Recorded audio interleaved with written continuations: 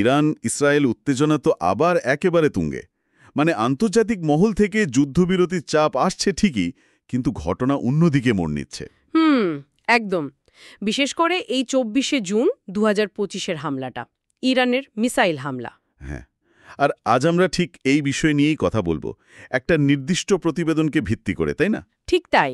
ওই প্রতিবেদনের সূত্র ধরেই আমরা বোঝার চেষ্টা করব সাম্প্রতিক পরিস্থিতিটা, মানে ইরানের এই হামলার পেছনের কারণ আর এর প্রভাব। আর সবচেয়ে ইন্টারেস্টিং ব্যাপার হলো, যখন যুদ্ধবিরতির চেষ্টা চলছে ঠিক তখনই কেন ইরান এই বড় মাপের হামলাটা চালালো? এর তাৎপর্য কি? এটাই মূল প্রশ্ন।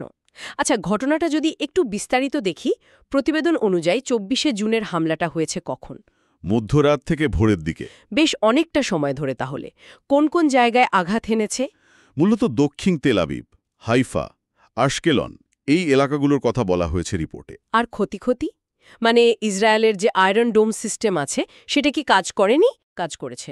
মানে অন্তত ৩৫টার মতো মিসাইল ছোড়া হয়েছিল, তার বেশ কয়েকটা আটকেও দিয়েছে আয়রন ডোম, কিন্তু সবগুলো পারেনি। ও আচ্ছা, তার মানে কিছু জায়গায় আঘাত লেগেছে। হ্যাঁ, লেগেছে। প্রতিবেদনে উল্লেখ আছে তেল আবিব বিমানবন্দরের কাছে একটা সাপ্লাই সেন্টার আর হাইফার একটা পাওয়ার প্ল্যান্টে নাকি সরাসরি হিট করেছে। আহতের খবরও আছে, অন্তত ১৪ জন।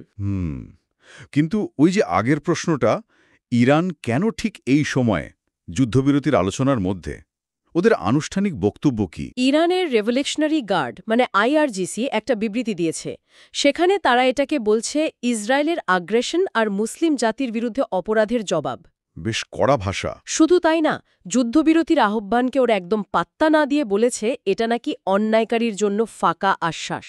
বাহ, তার মানে কি এটা নিছু কি একটা প্রতিশোধমূলক হামলা, নাকি এর পেছনে আরও গভীর কোনো কৌশলগত কারণ আছে? রিপোর্টে কিছু ইঙ্গিত ছিল। হ্যাঁ, রিপোর্টে সেই বিশ্লেষণটাই করা হয়েছে। ভাবা হচ্ছে এটা হয়তো শুধু তাৎক্ষণিক প্রতিক্রিয়া নয়। সময়টা খুব গুরুত্বপূর্ণ, জানো তো। যখন সবাই যুদ্ধবিরতির কথা বলছে তখন হামলা করে ইরান হয়তো একটা বার্তা দিতে চাইছে। কি বার্তা? যে আন্তর্জাতিক চাপ বা এই সব আলোচনা তাদের সিদ্ধান্তের পথে বাধা হবে না।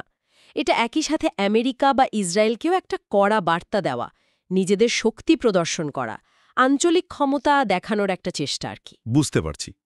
এদিকে আন্তর্জাতিক মহল কি বলছে?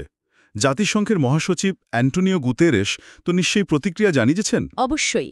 তিনি গভীর উদ্বেগ প্রকাশ করেছেন, দুই পক্ষকেই সংযত থাকতে বলেছেন, আর স্পষ্ট করেই বলেছেন যে মধ্যপ্রাচ্যে আর একটা পুরোদস্তুর যুদ্ধ শুরু হলে পরিস্থিতি ভয়াবহ হবে। কিন্তু ইসরায়েল কি এই সংযমের আহ্বানে সাড়া দিচ্ছে? তাদের অবস্থানটা কি? এখানেই তো আসল সমস্যাটা। ইসরায়েল কিন্তু চুপ থাকছে না। সূত্র বলছে তারা জানিয়েছে এই হামলার কড়া জবাব দেওয়া হবে। কড়া জবাব মানে? আরও জটিল হয়ে গেল। একদিকে আন্তর্জাতিক চাপ সংযমের জন্য, অন্যদিকে ইসরায়েলের কঠোর জবাবের হুমকি। ঠিক তাই। সংঘাত কমার বদলে আরও বাড়ার একটা আশঙ্কা তৈরি হচ্ছে। তাহলে যদি পুরো ব্যাপারটা সংক্ষেপে দেখি, যুদ্ধবিরতির আলোচনা চলছে, তার মধ্যে ইরানের মিসাইল হামলা, বেশ কিছু ক্ষতিও হয়েছে। ইরান বলছে এটা আগ্রাসনের জবাব, যুদ্ধবিরতি মানছে না। আন্তর্জাতিক মহল উদ্বিগ্ন, সংযমের ডাক দিচ্ছে। আর ইসরায়েল বলছে কড়া জবাব দেবে, প্রয়োজনে বড় ধরনের সামরিক অভিযানও যেতে পারে। একটা উভয় সংকট তৈরি হয়েছে। একদম। একদিকে কূটনীতি, অন্যদিকে সামরিক উত্তেজনা, দুটো যেন বিপরীত দিকে হাঁটছে। আর এই টানাপোড়েন পুরো মধ্যপ্রাচ্যের যেমনি ভঙ্গুর নিরাপত্তা পরিস্থিতিকে আরও বেশি অনিশ্চিত করে তুলছে। তাহলে এখন সবার মনে একটাই প্রশ্ন ঘুরপাক খাচ্ছে, এরপর কি? জেরুজালেম কি করবে? তেহরানি বা কি ভাবছে?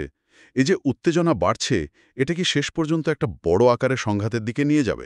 এই প্রশ্নগুলোর উত্তরের ওপরেই হয়তো নির্ভর করছে ওই অঞ্চলের বিজয়ী ভবিষ্যৎ। পরিস্থিতি খুবই উদ্বেগের, তা বলাই বাহুল্য।